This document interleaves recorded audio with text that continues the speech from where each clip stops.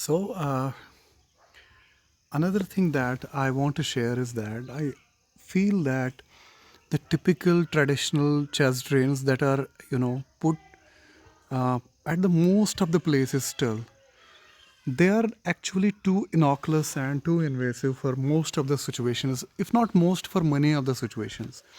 And one such thing is like transitive pleural effusion. So, if you have a patient who is having a transitive pleural effusion, we can go for lesser invasive things, and at lot many places people have come up with pigtails, but for pigtails the availability is concerned, cost is concerned, and sometimes familiarity, though it is not very tedious to put it, but on the other hand, one possible option that has supply even at the remote places is typical things like central lines.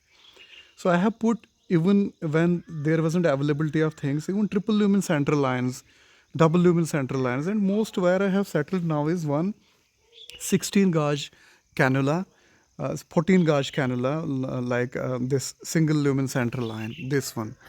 So this is it. So equipment is this central line, then this guide wire, and this syringe, like this needle. So we puncture with needle after sonographic guidance, put guide wire and thread catheter over it through typical Salinger technique. So if you see this one, so this is one pleural effusion that we identified in a patient with respiratory distress, and this was the plausible explanation, having bilateral large pleural effusions. So we had to drain this. After identifying it and measuring it, then through ultrasonographic guidance, we identified the point.